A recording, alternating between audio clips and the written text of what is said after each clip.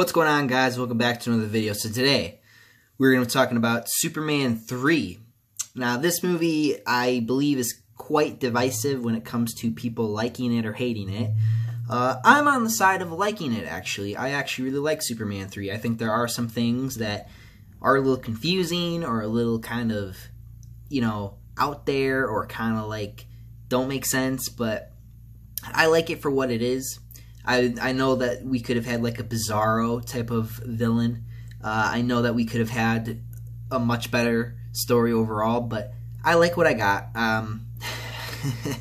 I think that it's all right. I really do. I don't think it's the worst. It's not. You can't tell me that it's worse than Superman 4. And don't worry, we'll get to Superman 4.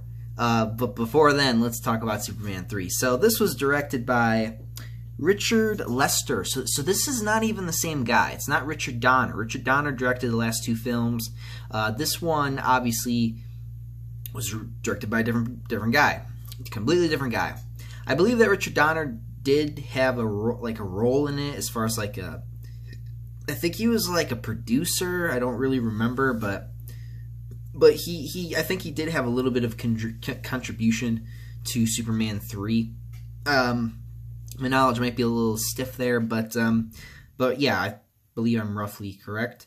All right, so let's get into the cast. So obviously you have the man, the myth, the legend, Christopher Reeve, Superman.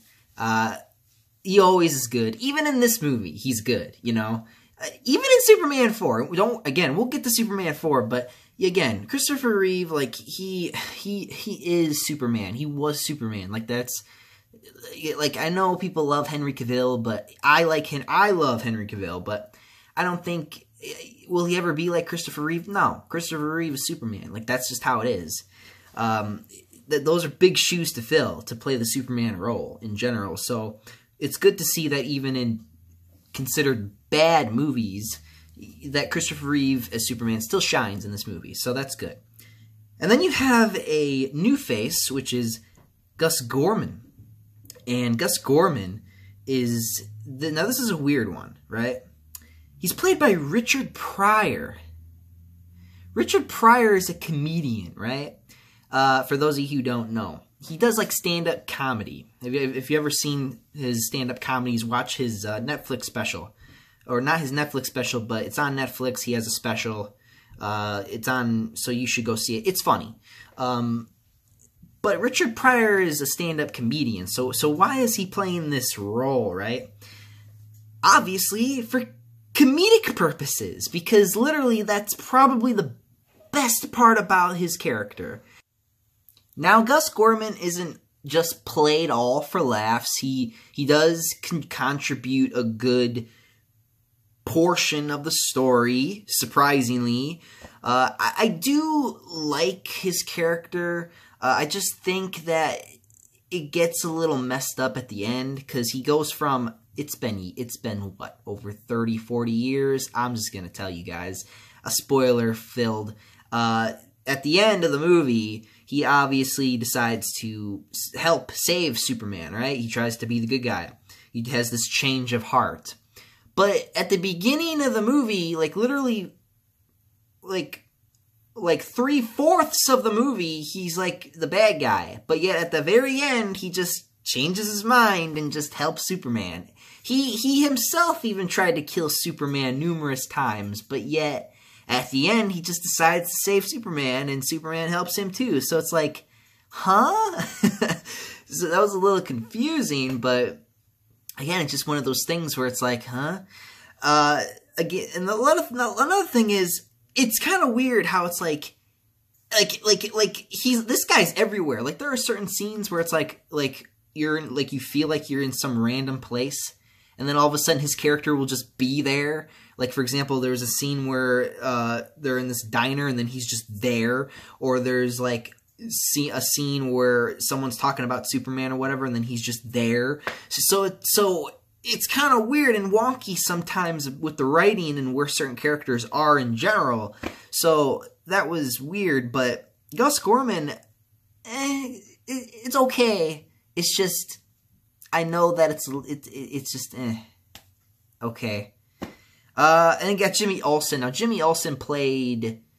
I would say he did play a little bit of a bigger role maybe, or the same role he did from, like, for example, Superman 1, where it's like, okay, Jimmy's in this scene for a good portion of the film, and then we give him the boot, right? Like, so... And then you got Lori Less, I think that's her name is, and she's played by Pamela Stevenson, and she plays as the typical dumb blonde woman in the film, which is weird considering that that's a little bit in today's standards. That's, you know, very stereotypical.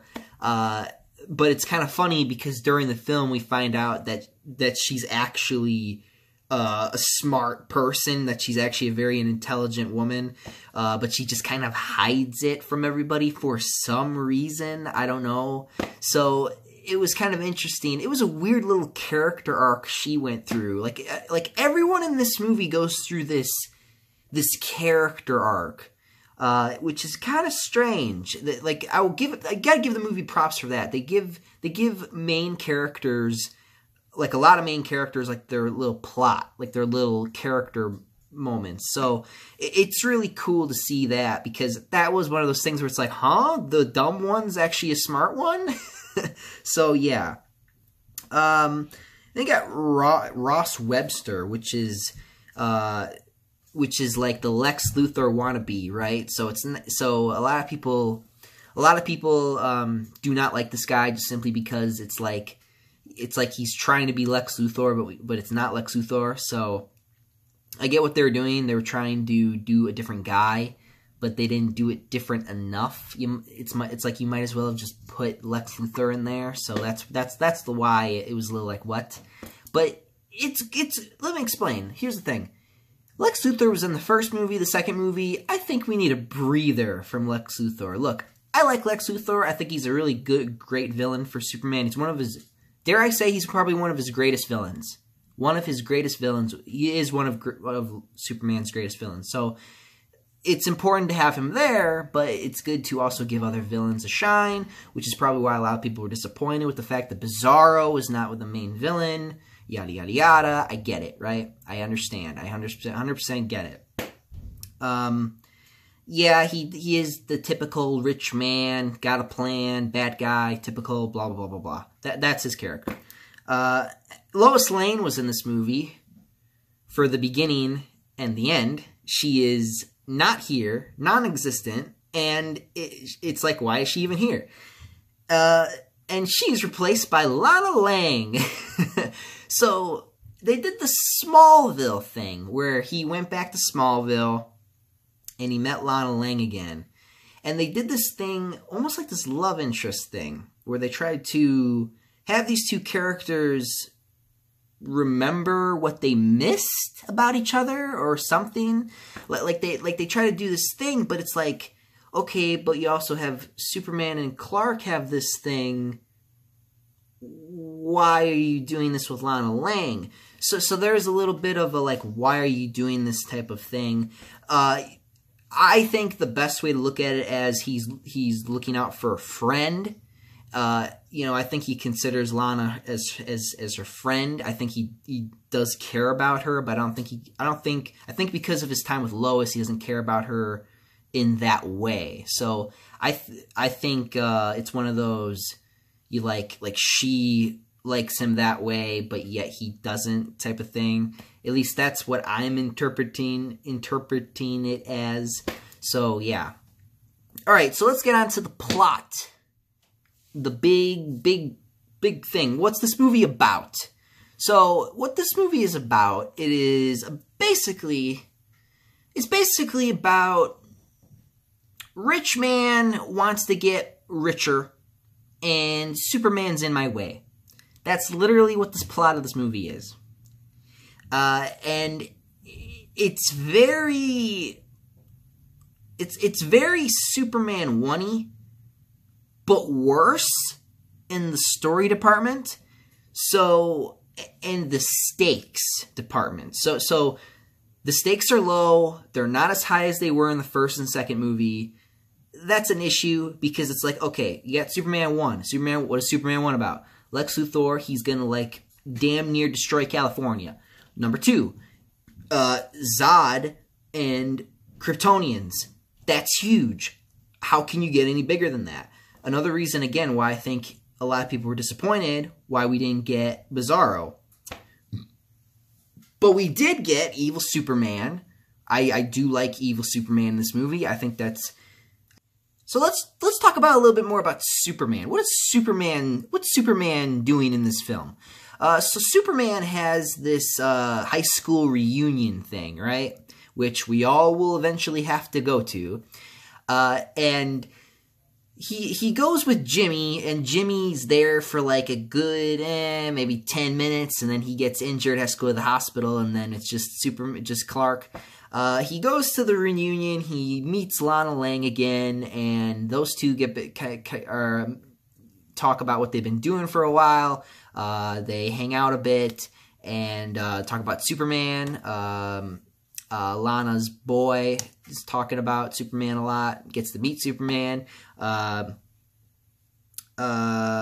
then there was this huge party in Smallville, and then all of a sudden Gus Gorman's character comes with some fake kryptonite that he made meanwhile, and then it turns Superman into a bad guy, and because it has tar in it, and then the tar somehow makes him a bad guy, and he ends up being a complete asshole to everybody slowly. And it's pretty cool to see Evil Superman for the first time on the big screen. It really is. Probably the first, like, I was going to say the first and only time, but then I remember Justice League happened. So, yeah, it's if I have to count that, then no, yeah. but it was the first time we got to see on the big screen Superman as like evil, like a bad guy, which I thought was interesting. I always thought like Superman as a bad guy is a cool concept, but unlike Injustice, I do like it when he's a good guy, because I don't know, it's like, okay, maybe if it's like mind control, or if it's like in this movie where it's just for like a little bit, it's not like the whole movie or the whole plot or whatever, you know, that's fine. But I don't know, I kind of like Evil Superman, kind of don't like Evil Superman. I go back and forth. I think overall I still prefer the good Superman, but you know, it's an interesting concept, especially with what they did, which I will get to. So you have Evil Superman flying around. He runs into Lori. I'm just gonna call her Lori. He runs into Lori, and those two somehow hit it off by her convincing him to go damn near destroy this ship's oil supply and dump it in the river. Fuck those fish. And then he proceeds to do the deeds. And yeah, it's like, it's like, I thought he was in a relationship with Lois. Oh, he just doesn't care, I guess. So yeah, that was, that happened. Yeah. So, moving on from that, he is in a bar. This is actually probably one of the best scenes in the movie. He's in this bar. He's pissed. He's flicking like big little peanuts at the bottles. Laser beams the frickin' like himself in the mirror, and then he runs into Lana and the boy again. And the boy's talking about how, you know, he's just sick, and he's hearing all this, and then as he's starting to fly away, he starts kind of struggling, he falls down, and we have this big epic fight between Superman and Clark Kent. And I think when I think about this scene, I like this scene a lot, because I'm a sucker for duality. I like duality stories. I like inner conflicts. I think that's probably why I like this movie, is because of that scene in general, because yeah, it's like Clark Kent versus the persona of Superman, like which one wins type of thing. Even though, you know, when you do stuff like that, it can get a little convoluted because you have stuff like, you know, because Superman is the face, but Clark Kent's the disguise, right? It's opposite with, like, for example, Spider-Man and Peter Parker. It's opposites. So I really enjoy that fight. I think it's just like a thing in his head that's happening. Obviously, it has to be because there's two of him. There's two of them. So it's like it has to be in his head. That's what I've always thought of it as. That's what I think is happening on the screen. But then he finds out he gets fixed. He's okay again. He goes and fixes all the bad crap he did, and he goes and defeats the big bad guy. And Richard Pryor, the comedian, helps Superman. They save the day, and I don't know if the bad guys went to jail. You know? So yeah. That's it, the end. So this movie, I like this movie. I just think that it could have been better. It really could have been better. This movie, when I was doing when I was looking at my last two reviews, I gave Superman 1 a 10 out of 10. And I gave Superman 2 9 out of 10. When I was doing this movie's rating, I knew that it was going to be 8 or lower. I knew that it was going to be 8 or lower. It was not a 10. It's not a 9. It sure as hell ain't an 8. As a critic, I would give this movie a 6.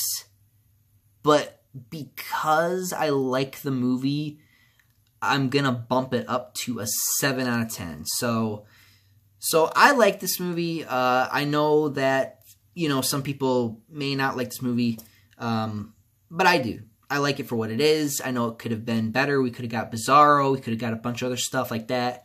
But I'm happy with what we got. So let me know what you guys think, and also tell me what's your guys' favorite Superman like evil moment in comics, video games, movies, whatever. Let me know in the comments below. And until then, guys, I'm out of here. Up, and away. See you guys.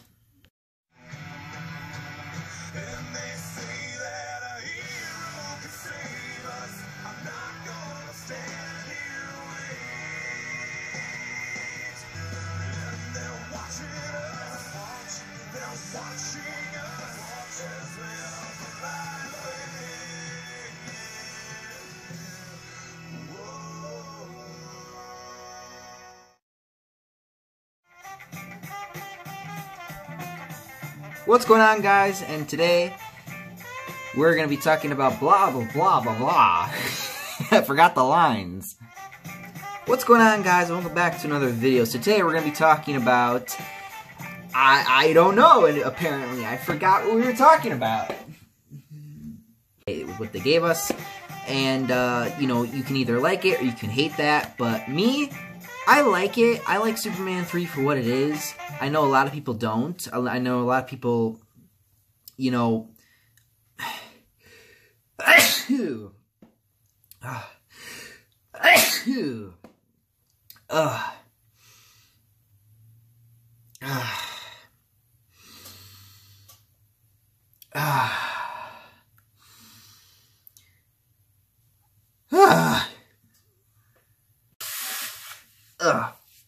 Are we rolling?